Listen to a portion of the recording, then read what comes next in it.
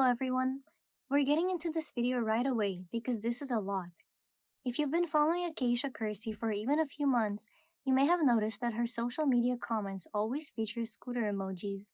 If you've ever wondered about what they mean, you're about to find out. It all started on July 18, 2021, when a Twitter user who goes by the name of Sleeping on Twitter posted a thread, which this video would not exist without, about interacting with someone who claims to be close to the Kersey family. Links to everything are in the description, but I'm going to read it out for you, slightly adjusted for clarity. The initial message from Sleeping's source was, "Hey, you don't know me, but I know the Kerseys personally. I dated Jer's best friend and also narcissist. For years I was abused and taken advantage of. That's what Jairus does too. He doesn't love Acacia at all. He got drunk one night in front of us and confessed he regrets everything, even meeting her, but likes that she pays for everything. The songwriting brings in zero cash. He's linked to Acacia's bank. He came to stay with us in LA for a while back when they lived in Oregon and had his own card from Acacia's bank. So the Venmo thing isn't true, it's still her money. He would say she had him on a budget. And here is Sleeping's thread. Someone who knew Acacia personally and has mutual friends DM'd me, verified she knew her with photos, just gave us a bunch of insight on what's going on. I'll explain in a thread. All is alleged. Jairus admitted to dating rich girls so he didn't have to work. He also got drunk once and said he hates Acacia / regrets breaking up with Sav. Acacia talks down about her fans in real life. She and Jairus are both planning to get off Instagram and Acacia will rebrand under a different name. She literally can't refund people because she already spent all the money. Once, Jairus had to sell his Bronco for $500 because they couldn't afford to feed the kids. Acacia is super controlling of Jairus, as we all knew. One time, he went out with friends and she showed up uninvited to stalk behind them on a scooter. Also texted the girl I'm talking to once because Jairus was at a party with her and Acacia was demanding he come home immediately. Also, this isn't Steph. I feel I should disclaim. This is my first time talking to this person because she just reached out to me on Twitter. One of their mutual friends said that Jairus' family doesn't like Acacia, as we all assumed. Also, they weren't living in a trailer for free like they said. They were renting it for Jairus' dad and were paying him. Everyone had questions for Acacia, and Sleeping was asking them. In the second part of the thread, she says, "Okay, so answers. Dogs are doing good. Acacia loves them to death, but they don't do much with them. The kids are spoiled. Acacia is glued to her phone all the time, and Jairus 100% does all the work. Oh my gosh, apparently Jairus' parents essentially forced him to marry Acacia. She wasn't sure how Jairus reacted to the pregnancy though. Also, they've been struggling financially since like 2019 apparently, which is extremely sad for the kids." Throughout this thread, Sleeping links more proof that the person reaching out to them knew Jairus and Acacia personally. Jairus had not done hard drugs, only mushrooms. Last bits of info from her. She doesn't know what Jairus thinks of Rich, Acacia's dad. She says that the kids are all absolutely fine, but the financial situation is extremely dire. Jairus said he plans to leave as soon as the kids are older, and after he told them that, he didn't go home for 2 days. Also, when they are out, there is absolutely no public displays of affection to the point you couldn't even tell they were a married couple. The scooter story caught everyone's attention in particular, and people wanted to know more, and Sleeping clarified. Her source says, clarification on the scooter story. It's her personal one, and the place we were ending our river flow journey was right by the trailer they lived in at the time, so she scootered over and was following us down the river until we docked, if that makes sense. It was electric. It was funny watching her roll up. She hated when we were hanging out without her but wouldn't come out because she's super antisocial and knew she annoyed us. I forgot the best part of the story. When Jairus got out of his tube, she was waiting for him there and they got on the scooter together and rode back home since it was close by. I'm not making this up, but I wish I could prove it. It was funny in the moment, but more sad than anything. Like, come on, hubby Jerry Joe, say goodbye to your friends. It's time to go home now to your life. Playtime is over. That's the vibe I felt from it. I'm not kidding, she would allocate time for him to hang out, specific days, times. then would get upset if left for long because she can't handle the kids alone. Sleeping also explained that people are speculating Rosie is neglected, and her source says they're not the cleanest people alive, and the kids are definitely a reflection of that. I think they're overwhelmed and need help, like a nanny or something. I've seen how chaotic it is with the kids. I think they honestly mean well but are lazy and uneducated parents. Acacia is immature and can't handle the responsibility of children from what I've seen, so she gets too overwhelmed and puts space between her and them. We went out to breakfast with them, and Rosie doesn't like to be touched. She prefers Jairus holding her and would cry if Acacia tried to take her. So I don't know, holding her down to brush her hair would be hard. Special needs kids are a lot of work, and I feel like in time they'll get better with working with her. I have no clue if Rosie's seeing a specialist. I doubt it, unless it was over Zoom or something. It's hard to get them all out in the car. I remember how chaotic it was for them. I want to reiterate, they are good parents.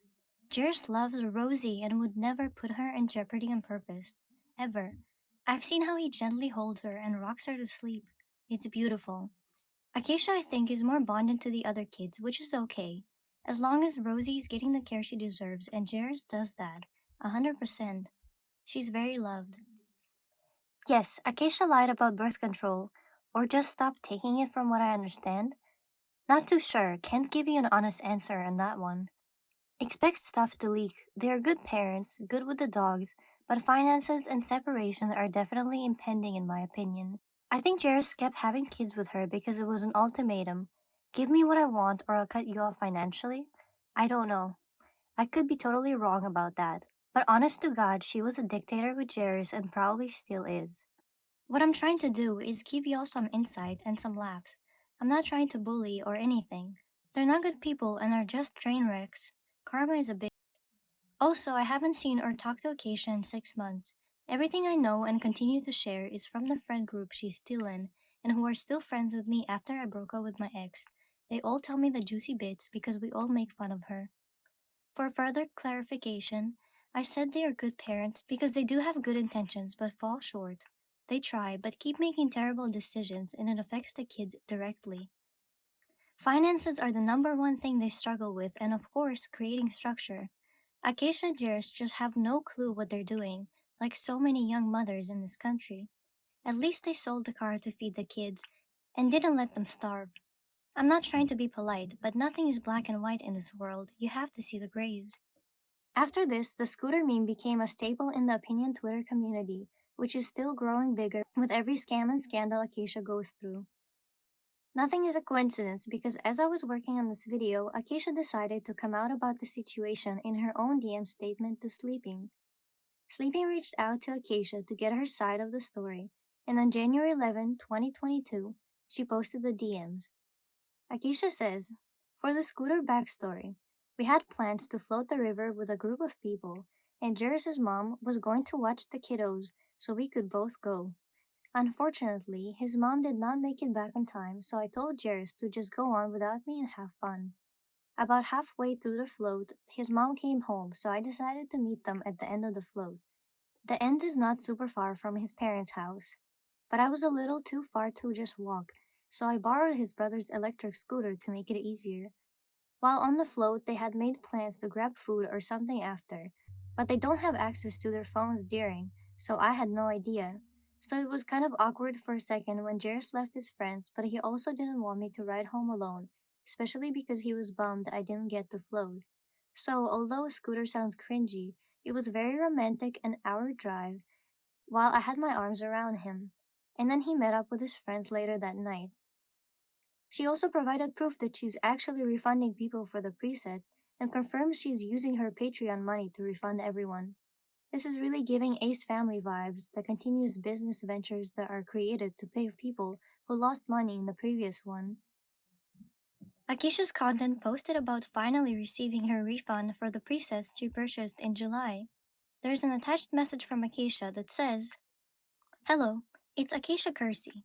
I wanted to let you know that I've refunded you $30 for purchasing presets for me back in July.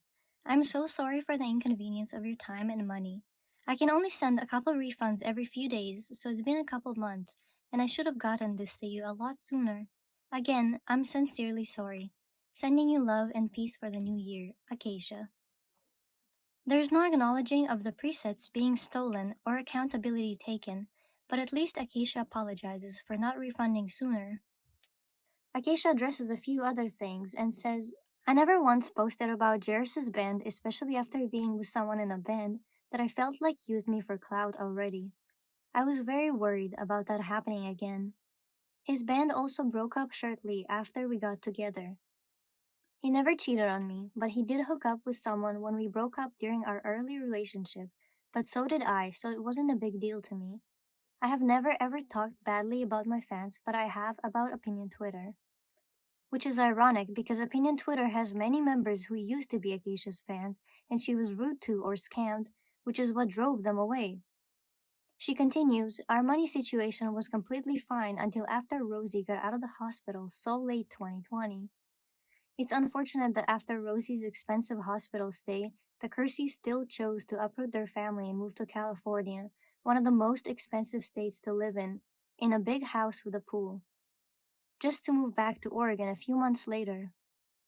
Acacia continues, Jairus and I both take our halves of responsibilities, even if some days it's 80-20, but then the next it's 20-80. He was watching the kids back when I would shoot campaigns or YouTube videos, but that's because I worked and he was the stay-at-home parent. I was probably on my phone a lot because that's where I did most of my work. My plan right now is that this is my last month or so online, Patreon. Over the past few months, I have been slowly paying people refunds from purchasing my preset pack. I plan on going offline for a while again. I'm opening an Etsy selling mini ears and will probably run an Instagram for that, but not including any personal content of myself or photos of myself. It's an extra way to make money to continue paying people back. Sleeping says people actually guessed that was what was happening, and Acacia confirms. I mean, I wasn't trying to hide it. I said I made a prototype. So Acacia is starting a side business anonymously to pay for the refunds from the preset scam. Which girl, we are going to recognize those ears anywhere. And you know who else will? Disney Incorporated, who can take legal action for copyright infringement. But this one is pretty common. And even Acacia's cousin is in the business, so that's unlikely. Acacia also confirms that her dogs haven't been rehomed yet, and shared these zoomed in photos as proof. Sleeping continues, asking Acacia to explain this Instagram story where Rosie is left alone on the counter while Acacia is attending to her other kids.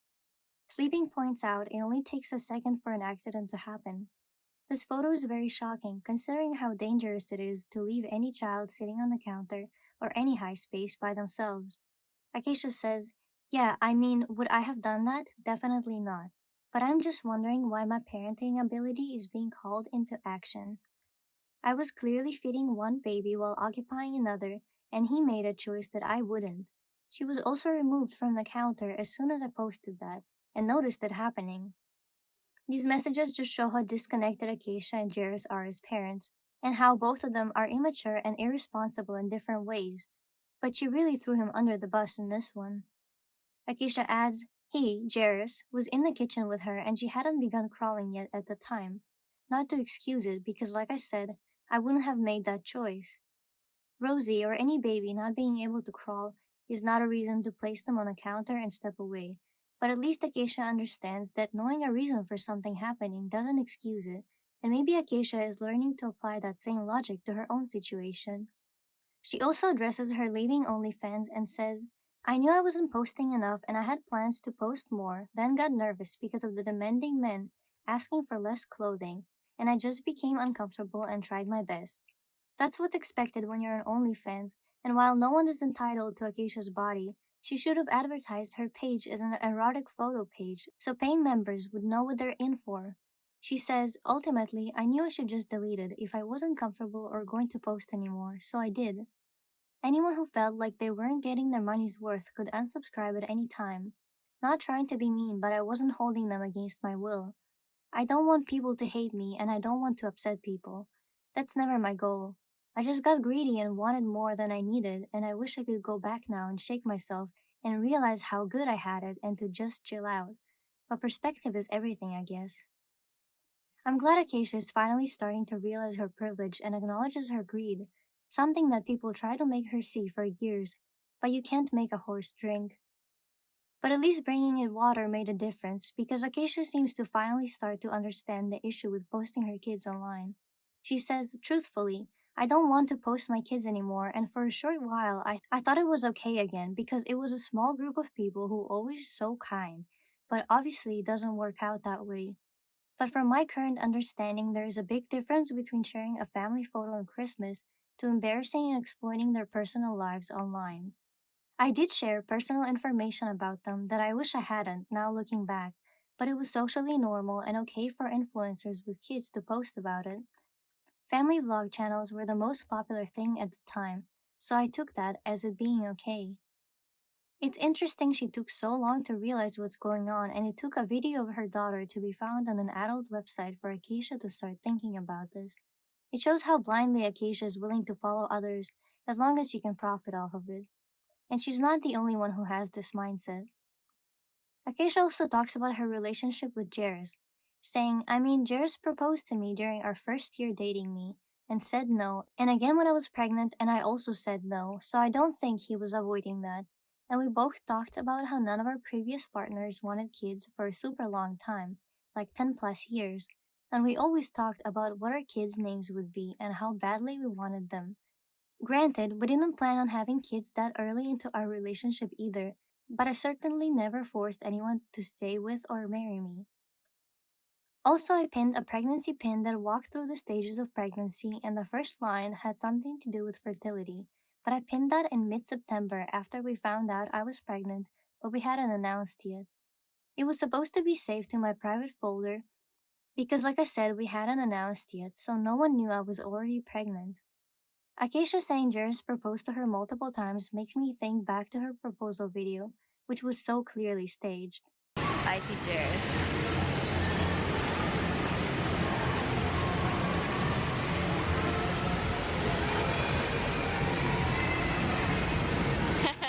Guys, this is our view for World of Color.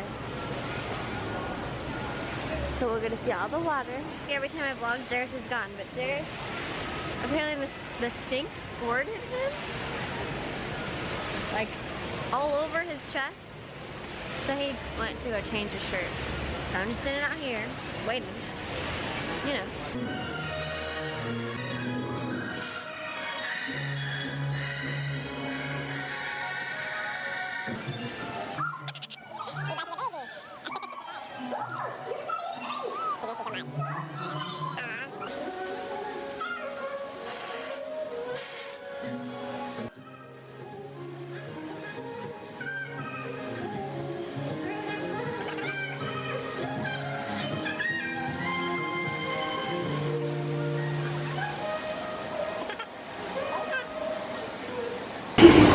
Surprise. Surprise. This. So I've always wanted these ever since I was a little girl, and I never got one. So I decided to pick one up for myself. But then I was like, well, I'm not going to be carrying this for too long, and Brinley is going to be old enough to want one by the time I'm done with this. So we got Rapunzel on it, some flowers, and her last name, soon to be my last name. To let you guys in on a little secret, Callie's name was actually supposed to be Calliope. And the reason we ended up not going with that was Jairus was he wasn't 100% set on the name Calliope. Does Jairus like the name Calliope more now? I think definitely. It's definitely grown on him because he's heard me call him that like a few times. And he's like, what? I'm like, yeah, mind your business. And over those times, he's just like it's grown on him a little more.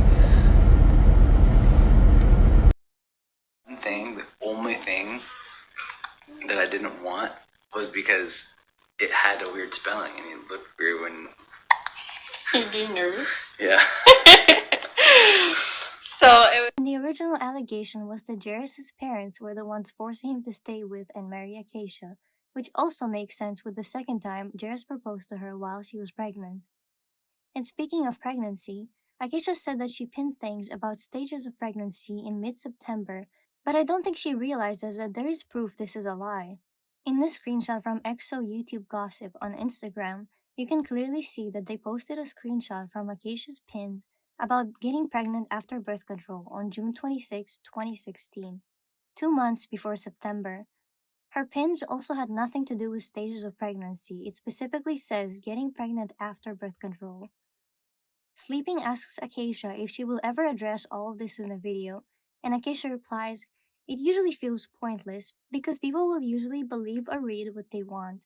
Like I truly feel like no one would believe my side at all. That's how I've always felt, and I've always just kept to myself and taken whatever conspiracy had been thrown my way. I'm not going to sit and act like I didn't make wrong moves. I certainly did. A lot of the time, I didn't always know they were bad moves. I usually thought I was doing the right thing or this is how I'll fix things sort of motives, and then I constantly fell short. I also wanted to play the part of being perfect for so long because I had so much effed up stuff going on in my personal life that I wanted that escape. I thought people wanted perfect. This must have been the reason for Acacia's defensiveness all these years. She thought people were expecting her to be perfect and she was trying to protect her image so hard that even small criticism seemed like hate to her, even when it came to her children's safety. I don't know how she could keep thinking that people wanted perfect from her when her fake perfect persona was continuously pointed out. Most people prefer authenticity and truthfulness. This isn't the first time Acacia interacts with Opinion Twitter, and it makes me think back on the time Acacia joined an online game through a public link on Twitter with a group of Opinion Twitter members, and she was even interacting with them in the chat. This is something Acacia's paying fans could only wish for, but her critics get for free. To me, it feels like Acacia is trying to please her haters privately while avoiding taking any accountability publicly. It makes me think back on Acacia's DMs with Ash after she stole her presets, where she's deflecting all responsibility, and once she does acknowledge it, she keeps asking Ash to keep this issue private, when it was already too late and everyone was catching on. Let me know if you'd want me to talk more about that conversation. Beginning to end, this was one wild scooter ride. What do you think about Acacia's responses to everything, and the way she's continuously interacted with Opinion Twitter? If you are or were a fan, would you want her to address some of these issues publicly? What do you think about how Acacia wants in on the jokes with her haters, even changing her profile photo to a scooter photo? I'm looking forward to seeing your opinions, and I hope you have a great day. See you in the next video.